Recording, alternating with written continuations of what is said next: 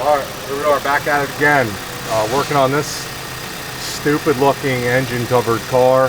This is a 21 Tiguan DTEA engine code. And I can't believe I'm going to say this, but the problem it's having is actually starting to become a widespread issue. Now, it doesn't mean you have this problem, go to the dealership and say you think it should be covered under a recall. It's just a defect I've been seeing quite often. Customers got to check engine light, erratic idle, running rough. We got this crankcase breather, watch that. I'm covering the vent, changing the idle. So what we likely have is a bad diaphragm in the oil separator. The secondary issue is this is causing an oil leak at the oil pan due to excessive crankcase pressure. So we went through the car, we're going to make a couple repairs. We're obviously going to repair this crank breather. It's got some bad engine mounts, some bad lower controller bushings. We also had a bunch of faults for the intake manifold, which we thought may have been related to this because this is changing engine vacuum, was the runner itself was warped. So before I let this thing get too hot, let's get going and start making some repairs.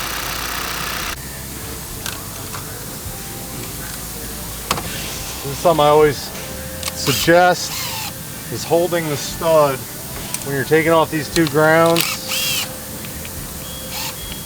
especially if someone's already put spark plugs in the car. It's going to make it way more difficult.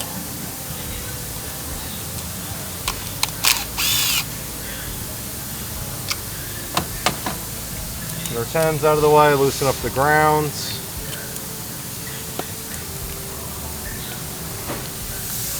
Disconnect the coils.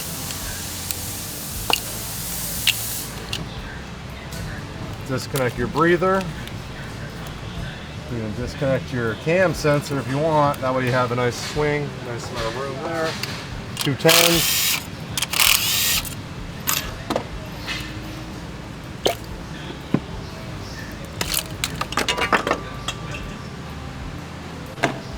Coil out of the way here.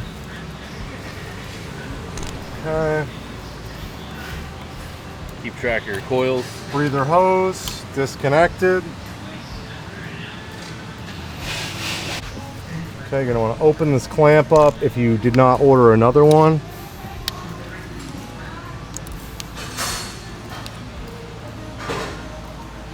What's that clamp to?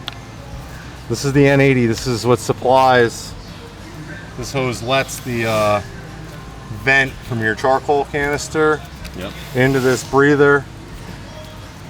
What are you just taking a pick and prying it? Yeah, you're taking a pick, prying it, and then you want to pry the hose off. Most people are not going to order this clamp. I have a new clamp, but I'm not going to use it. I'm going to save them the $3 because it'll be fine without replacing it. Peace.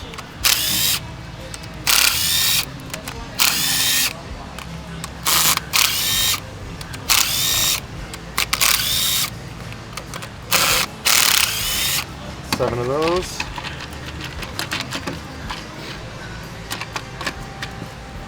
Give it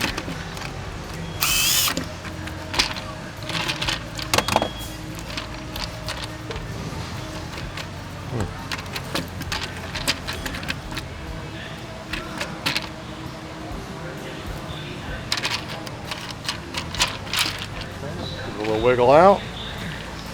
There we go. We're going to save this sensor.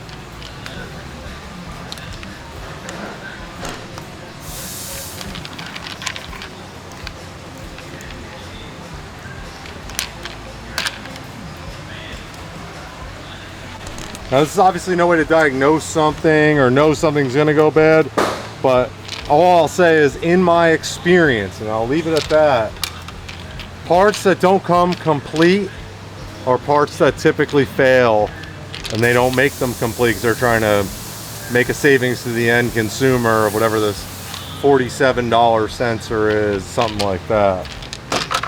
So, you know, you can keep that in your pocket, whatever you want to do.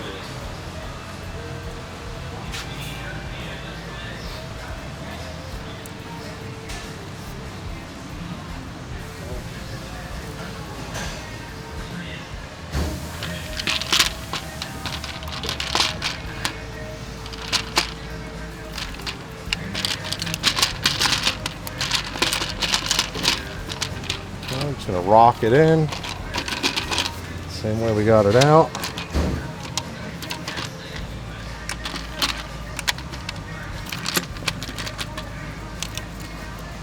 Connect this now. While it's nice and loose. This is important, get them all started before you actually tighten one. We're in line. Little cross pattern. Snug them down.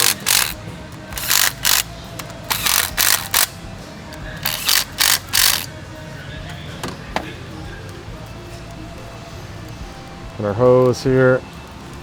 That hose back on. That hose back on. Get your clamp back around that. This is a tool, very useful.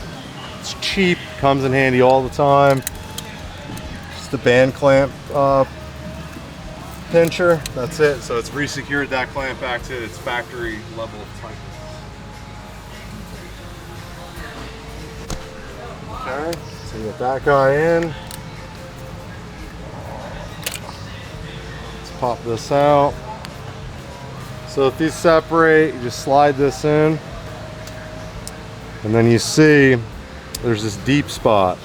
This little tab goes in the valley.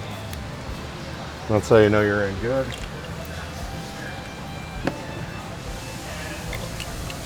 Put your coils in.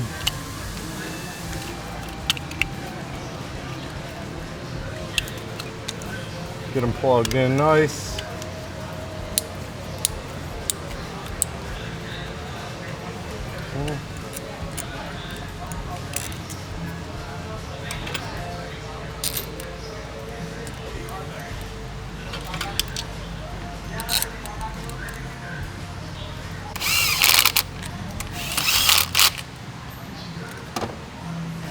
Rounds ready.